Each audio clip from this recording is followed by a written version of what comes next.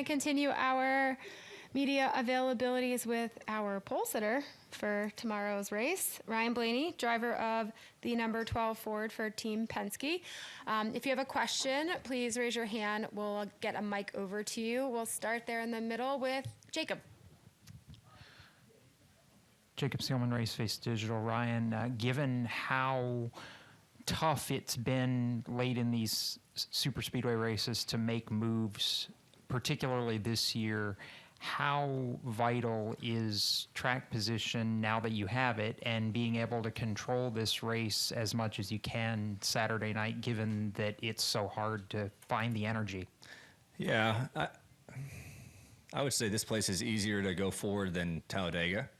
Just handling is a little bit worse here, so you have cars that kind of have to lift and bail out and stuff like that. But yeah, it's nice that we have it to start, and then just how do you keep it? You know, the first stage is pretty straightforward. You can make it on gas.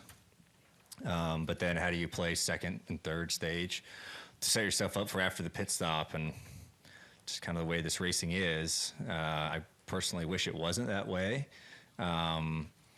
But that's what you have to do, and the competition also knows that's the thing to do. So very vital to be efficient, you know, while you're out there running. You know, we all kind of talk about the number you want to hit mile per gallon wise to try to make your pit stop as short as it can and try to come out, you know, in the front two rows. And I feel like our team has done a really good job of understanding that and putting ourselves in the spot. And but yeah, it's nice to have number one pit stall is great from my banger lap today. And and you know, to control the field at the start, which that's the easiest part, right? It's how do you play stage 2 and stage 3. So, but I will say this place is easier to go forward and back. And if it's warm tomorrow night, cars are going to be lifting a lot more to where you can kind of make moves. The top will come in and stuff like that. So, but yeah, it's vital. It's all we talk about when we come to these places is how do you cycle to the front after the last pit stop, and that is what it is. So it's who can play that game the best. We'll go in the back to Tim, and then in the back left to Wyatt.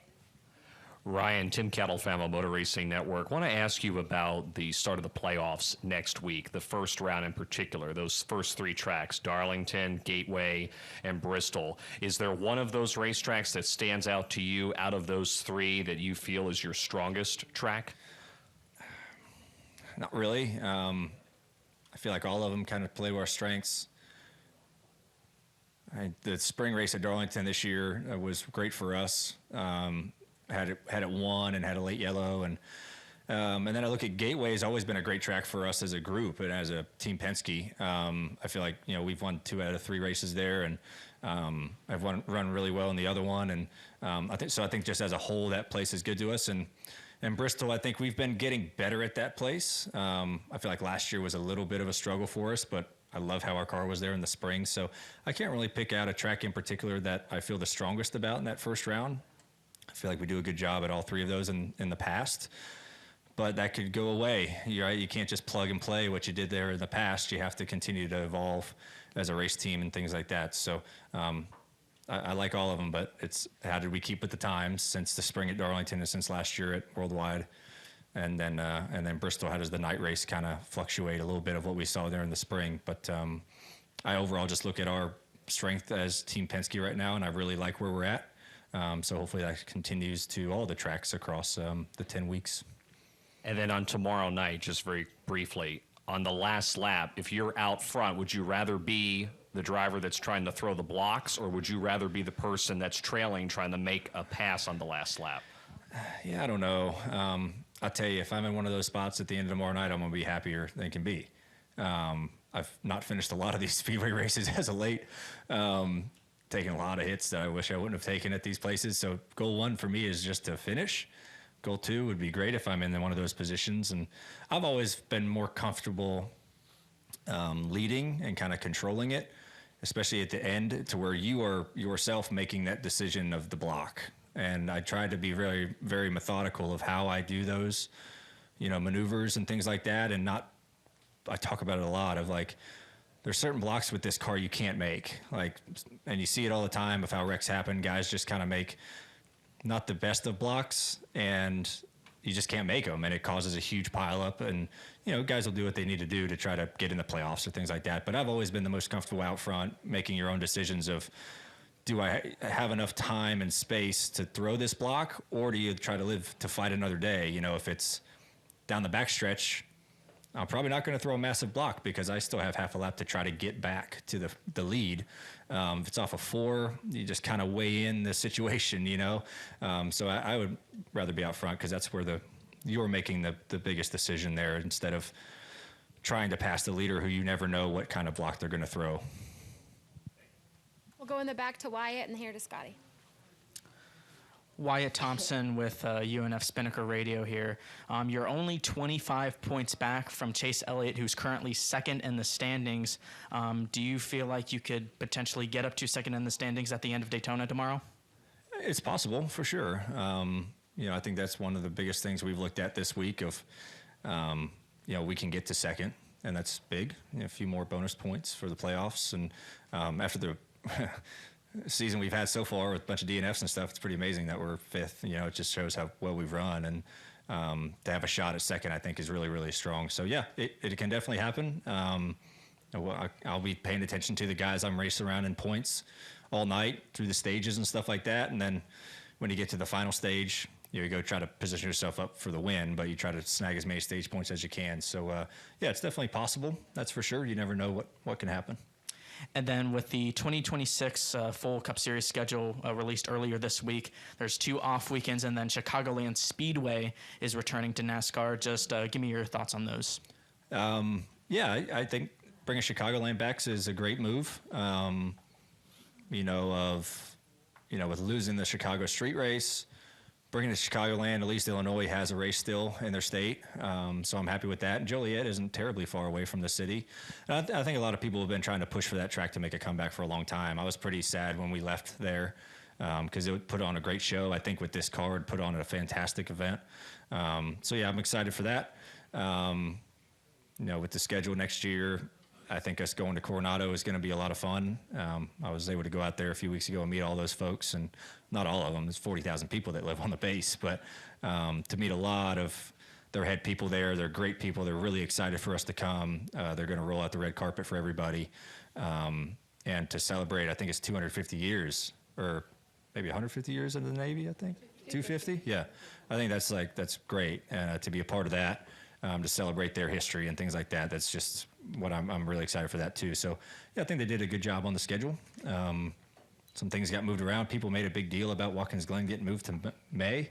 It's like, why? Who cares? It's fine. It'll be pretty. It'll be pretty up there, I promise. But yeah, I'm happy with the schedule, and yeah, so that part's good. But yeah, Chicagoland's definitely top of my list. That I'm pretty pumped that came back. We'll go to Scotty. Scotty Sprinkle, Raceface Digital. I talked to Cindric earlier about the evolution of the fuel saving. It gets more and more extreme every race. He doesn't kind of have an idea on what we might see with so many people being in must-win situations. Some guys being safe and trying to win for playoff points. Do you feel like we could see kind of a broader scope of strategy? Some guys pushing really hard that need to win or saving extra and things like that. Do you think it'll be a little more varied for this race? Yeah, it's like a fine line with the fuel save stuff, because you can't save too much to where you're 35th, because you're not going to get to the front top 10 on pit road. You're not going to save that much gas. So you have to be pretty strategic of where you position yourself as you're saving, to try to save more than, if you're 10th, can I save more than the 9 in front of me to jump up to the front row?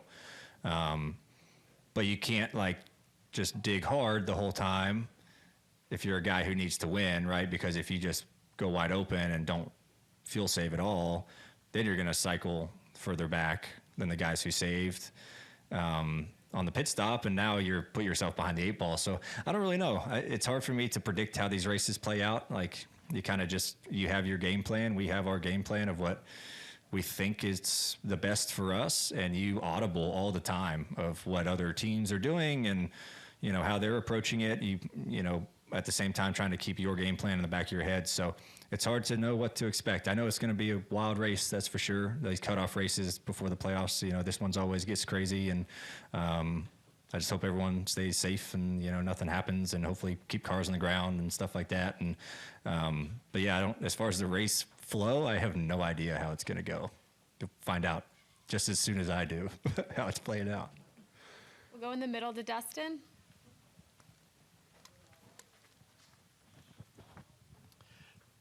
Dustin Long, NBC Sports. Ryan, what is your responsibility to potentially help an RFK car, a fellow Ford, versus your bid to try to win and potentially get up to second place? What's the balance? Or it's like you've got a free pass because you're trying to get up to second, and if you have to screw over an RFK car, then that's business. I guess that is how you define screw over. If I have the chance to go win, I'm going to go win the race. Like, I'm not going to lay over I know they're fellow Fords, whether it's front row or RFK, like, I'm not going to go lay over for them to win the race and get in when I have a shot to win the race. So I'm going to race them hard like normal. But I'm also going to help them in situations like normal, where if it also can benefit me and I can also tag along to Brad or Ryan or, Chris or somebody, like, yeah, I'm going to go with you because that's normal. And I think, you're also helping a Ford and you're also helping yourself. But yeah, if I have a shot to win, I'm going to take me over them because you're in this to do what's best for you and things like that. And you mentioned earlier maybe not blocking on the back stretch on the last lap. You say you felt like there'd be more time.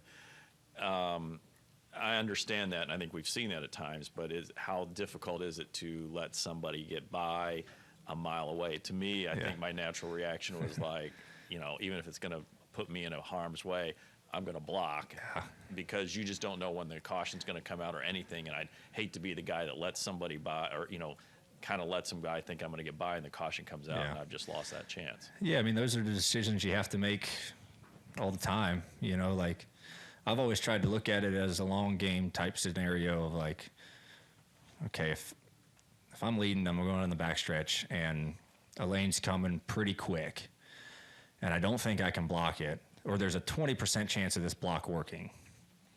That's an inner decision you have to make of like, do I take this chance of 20% is going to work, 80% is not going to work. I risk wadding myself up making this block, and now there's no shot I win the race. Or do I leave it up to, I'm going to hang in my lane, maybe they get shoved out and I get a surge again, because these runs happen quick. So then you have a shot at the race. I've just always thought if you make that, I'm going to call them a bad block, and wreck yourself with a low percentage move, like, well, now you have no shot, right? So I always try to play the long game of I can get back there, and if I don't, I don't, but at least I'm not on the wrecker and finish 35th, so it's just decisions. Everyone's different. Like but if there's a guy that has to win and he's late and he's in my shoes, like hypothetically you're talking, he's probably going to throw that block. And that's just what he has to do. And I don't blame him for it. It's what he has to do to try to maintain control. The guys who have won and are in there in a little bit different position, and I think everyone thinks differently, but that's kind of how I've always approached it is it time enough for me to maybe get back to him as opposed to a low percentage block that's going to end my night and a lot of other people's nights too. We'll come down here to Deb. Deb Williams, Auto Week. Ryan, you just said there are certain blocks you cannot make with this car. What are they? Yeah, I think you have to judge of how big the run is behind you, and sometimes you just can't pull up in front of it. Like if someone's running 10 mile an hour faster than you, then why are you pulling up in front of somebody, right? You're just going to cause a big mayhem. And if they don't run through you, and if they lift and check up in time, they're getting run over from behind too.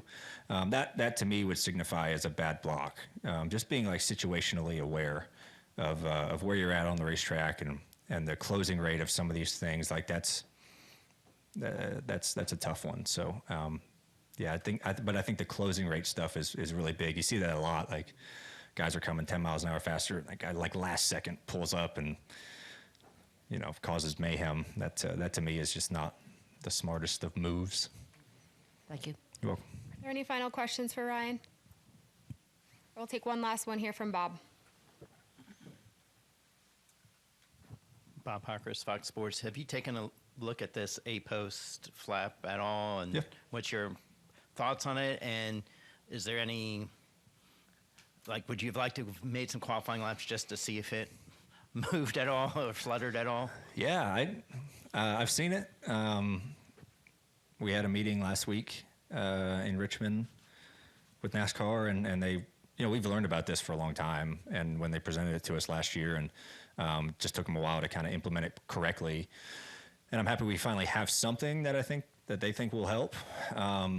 Would I have liked to have some laps? Yeah, I would just like to have some laps at a speedway in general, like in practice, like just to get your mind and your spotter in tune with the drafting side of it. But yeah, I don't know. I mean, I don't think they're going to flutter, but you never know. On big turbulent stuff, they could flutter. I have no clue. It might look like the Batmobile out there with all the.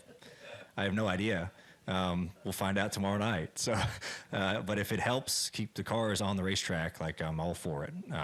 They get in these situations like Priest and Josh Berry, like if they can keep the car from going over, that's do whatever you got to do. I'm fine with that. But yeah, I don't know. I might be looking at fluttering A-post flaps for the whole 400 miles. I have no idea. All right, NASCAR Ryan. said they're not going to come up, so we'll see, unless we're spinning. All right, Ryan. Thanks for your time Thanks. and good luck this weekend.